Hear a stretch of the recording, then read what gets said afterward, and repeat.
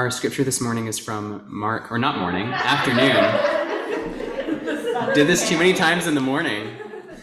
Mark 8, verse 27 to 9, verse 8. Jesus and his disciples went into the villages near Caesarea Philippi. On the way, he asked his disciples, "Who do you say that I am?" They told him, "Some say John the Baptist, others Elijah, and still others one of the prophets." He asked them, "What about you?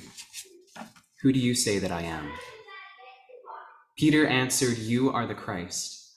And Jesus ordered them not to tell anyone about him. Then Jesus began to teach his disciples, "The human one must suffer many things and be rejected by the elders, chief priests, and the legal experts, and be killed, and then after 3 days rise from the dead." He said this plainly, but Peter took hold of Jesus and, scolding him, began to correct him. Jesus turned and looked at his disciples and then sternly corrected Peter. "Get behind me, Satan. You are not thinking God's thoughts, but human thoughts."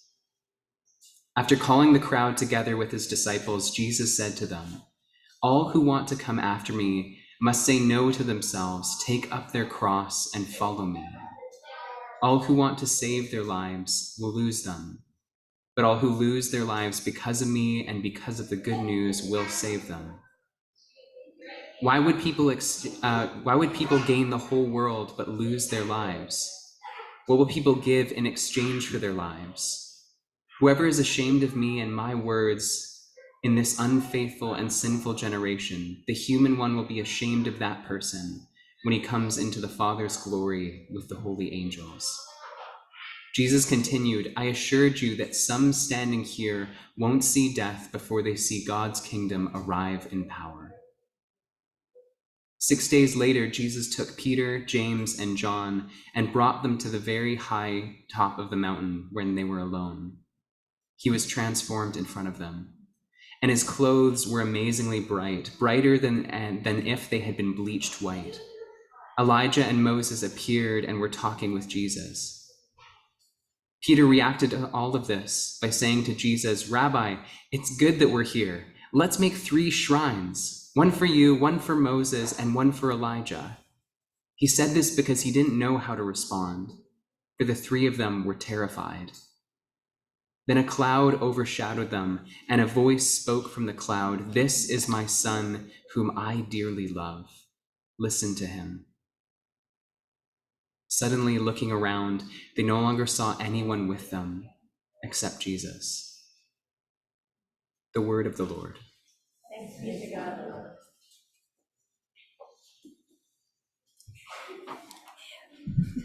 Thanks, Norel. Why don't you come up, Shadia? So I just met Shadia 3 months ago? It's so weird. So. It feels like we've known each other for a really long time. Shadia and I met through this new group that we were part of forming with a mutual friend, and 2 others called Christians for a Free Palestine. And we spent a whole afternoon together shortly after that, and just felt like we'd been friends forever. And she also gave me this wonderful bandana, so I have to rock that all the time now. But more formally, Shadia Qubti is a Palestinian born and raised in Nazareth. She worked in faith-based peace building and advocacy initiatives. She can probably commiserate with Sonia a little bit on some of that. Through local and international organizations in Israel and Palestine for 15 years, and recently completed a second MA degree in interreligious and indigenous studies at Vancouver School of Theology, where her thesis was a theological conversation between Palestinian and North American indigenous understandings of land. I happen to have a copy, so if you want to read it, maybe she'll let me share it. She's currently working as the community engagement animator at Trinity Grace United Church in Vancouver, here just down the street, down Kingsway. And we're just so grateful, Shadia, that you agreed, and you even asked if we would have you preach, and we were so thrilled. So thanks for coming and for preparing this message for us, and we're just very excited. Is that going to work? Do you want to get back with it? Lovely. Yeah, I think it's good. Hi, everyone. I have people online. I like the first song we sang, the phrase that's in my mind, like lost in the cloud. It surely feels like as as a Palestinian, we have been lost in a cloud for too long, and I think hoping that the skies will clear up sooner than later.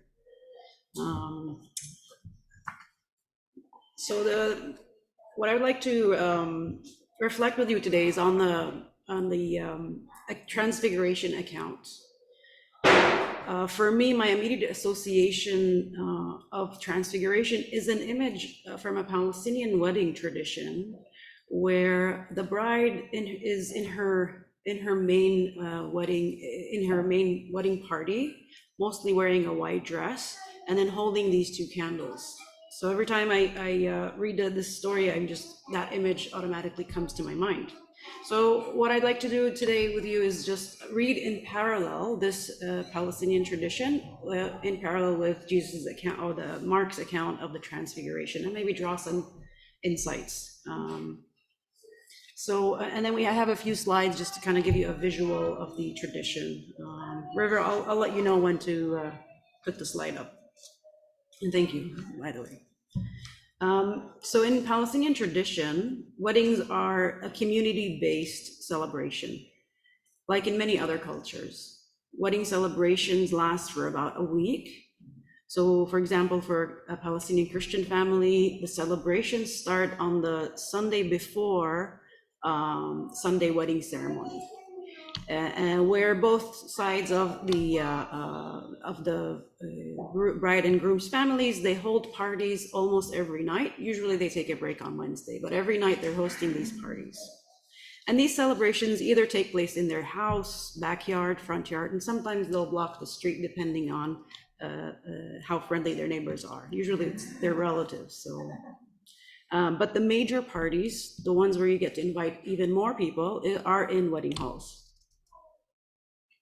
And these parties they have a component of paying back social obligations, which make invitations list very long. So obviously, weddings are not just for the bride and the groom, but for the entire family to repay their obligations. Has anyone here been to Palestinian weddings, perhaps? All right, great. I think I need to tell you some of it maybe resonates. So most of these parties are done separately for each of the side of the wedding, and then they have short appearances in each other's parties, especially in the formal ones. So I want to focus on one tradition that is performed by the bride's side of the wedding in the largest formal party, called the Transfiguration of the bride. It's a dance. By the way, in Arabic, the same word we use for this dance is also the same word we use for the Transfiguration mountain, or the Transfiguration of Jesus, the word tajalli. By the way, in colloquial Arabic, this word also means washing dishes, but we'll not get there. The Transfiguration is a particular dance usually called upon halfway during the party, just before the main meal is served. And it's usually the unspoken cue for guests who are there out of obligation, and they just to tell them that you can leave soon. You have completed your obligation. So the bride is wearing a white dress, doesn't have to be the white dress, but and other colors are allowed too. Recently, there's been a resurgence of also wearing white dresses with Palestinian embroidery, kind of a form of resistance to Western white dresses introduced under the British mandate. She usually has two nicely decorated huge candles with flowers. They're, by the way, the same type of candles the Palestinian Christians use during Palm Sunday service. So the DJ, the band, the singer, whoever makes an announcement, dear guests and family, at this time, we all invite the single ladies to the dance floor to join the bride in her Transfiguration dance. Now, all the single ladies, young and old, some are pushed to go, while others walk to the dance floor gladly. This is another social cue here's where mothers of single men identify potential daughters-in-law. So the bride usually starts her dance from the entrance, way back at the entrance of the dance floor. You could put the first slide, River, please. So the next one. Perfect. So you can see she's holding two candles and slowly dances to a specific song, اتمختري يا حلوة يا زينة. And it goes tum tum tum tum tum tum. So she can literally translate it to walk with a swinging gait, oh beautiful, oh lovely one. Tum tum tum tum tum tum. And then she's accompanied by her entourage of candle holding ladies. The next picture, and some of these brides or her family get very elaborate preparations for the dance. Go to the next picture. As you can see, you can use white smoke effect. Or the next picture, you can use white smoke, fireworks. The next picture, yeah, next one. Yep, fireworks. And then next one, you know, you can tell that this bride loves dancing and loves attention, right? It just reflects the personality. And this is the last one where people go all the way. In addition to all of these, they also add these confetti pop papers all over. It's quite a scene to watch. And all the ladies around her are clapping or swinging along the music, escorting the bride to the center of the dance floor. And then when they get to the dance floor, her mother and mother-in-law hold the candles alongside her, swing a bit, like in the next picture. So they take the candles from her, swing a little bit, and then in turn, other women start rotating turns to swing alongside her while taking a photo. Next one. In wedding albums, this section usually holds a huge gazillions of photos of the bride with different women on her transfiguration dance. For women, this photo shoot is a marker that they were at the wedding and they have completed their obligation. So the transfiguration of the bride formally ends when the groom joins. If you want to see this next picture, the groom comes, he dances with his bride a little bit, and then together they blow the candles out and go on to the next thing. And you might be asking, maybe like myself, what does this have to do with the biblical transfiguration story? Well, I think it has something and nothing to do with it. And maybe here's some parallels, maybe let's try to converse with them.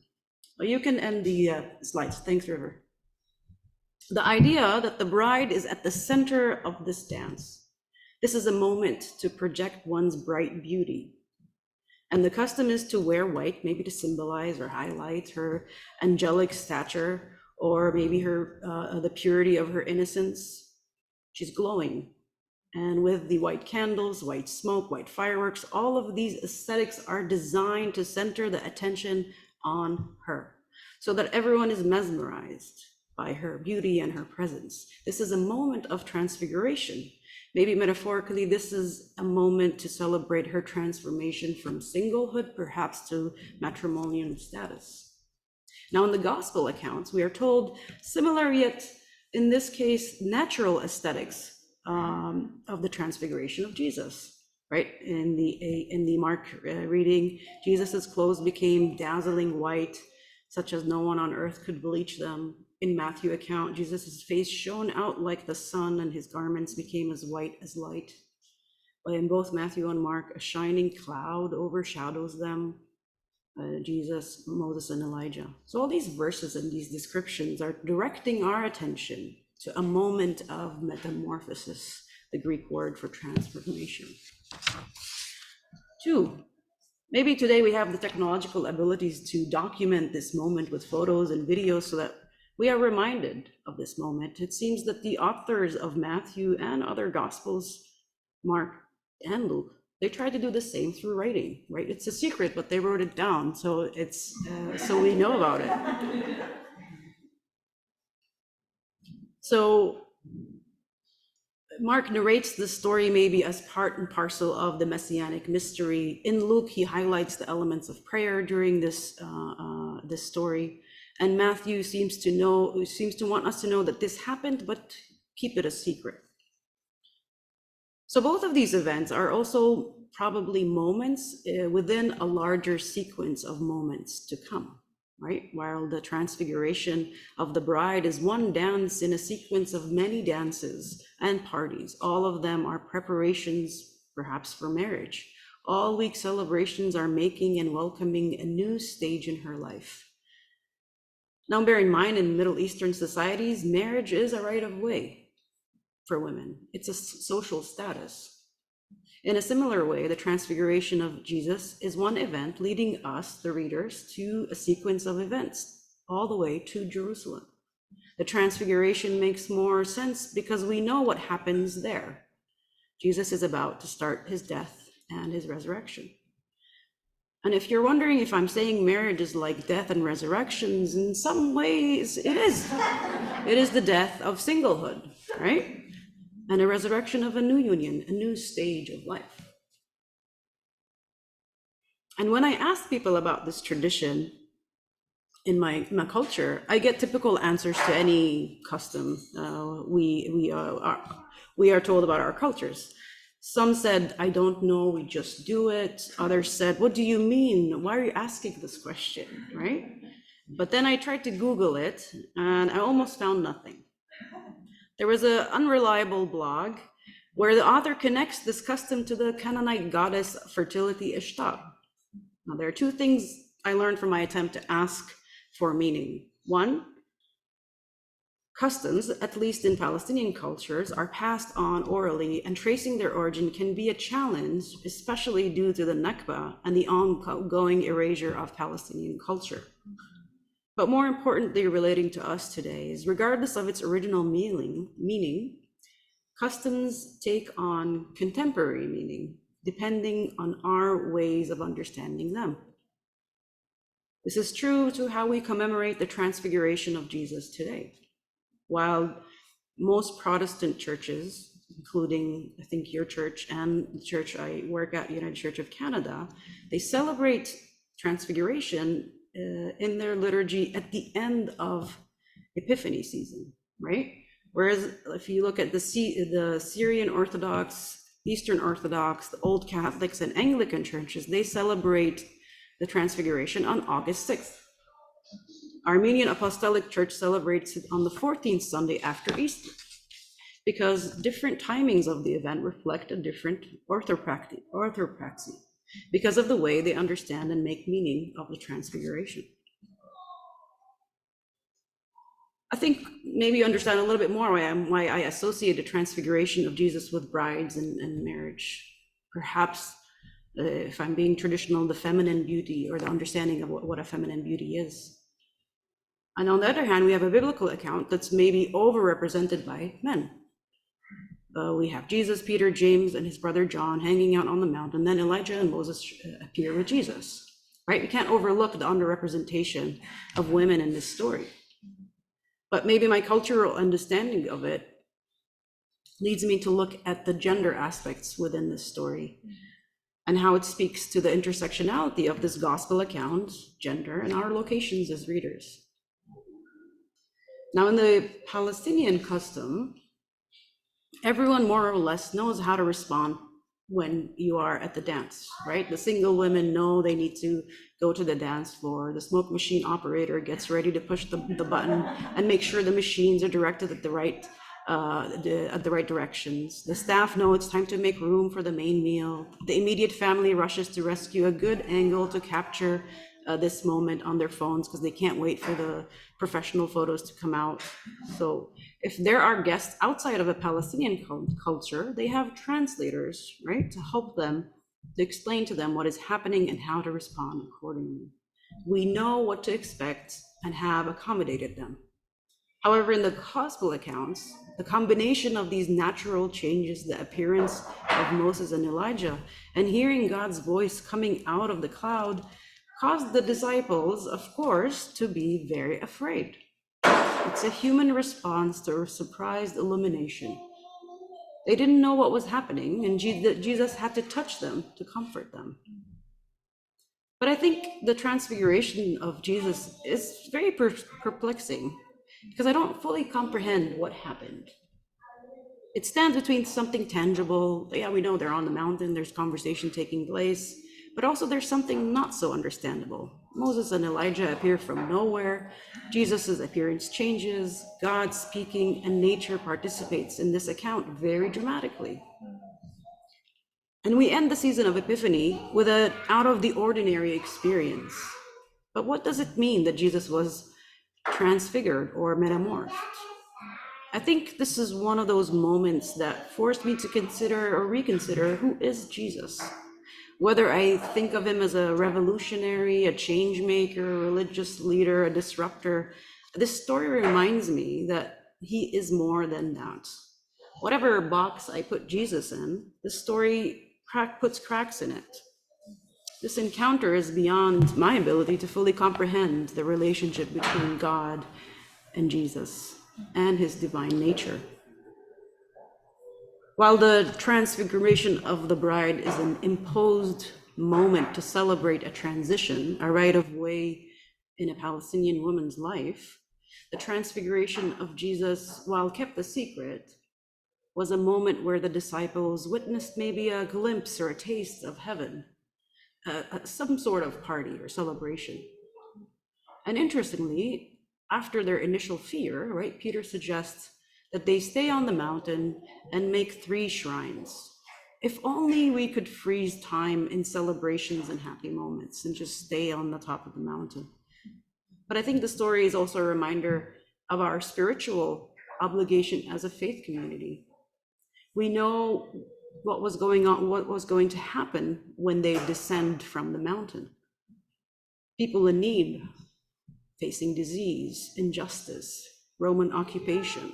There's so much suffering. Jesus' own death was going to take place. Will Gaffney's lovely interpretation of this point, she says, there at the base of the mountain, Jesus gives Peter, James, and John another glimpse of God.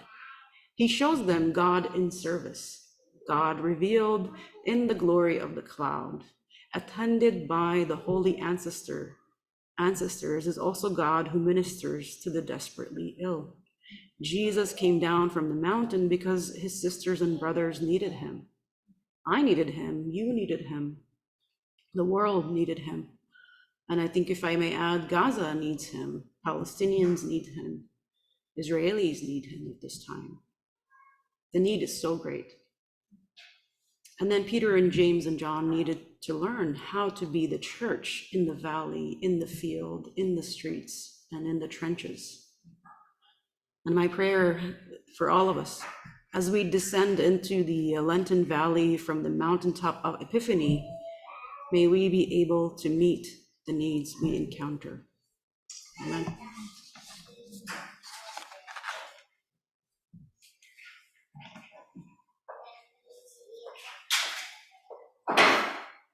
Thank you, Shadia, for sharing not only your wisdom, but your culture and your heart with us. Let's just take a couple moments to reflect on this.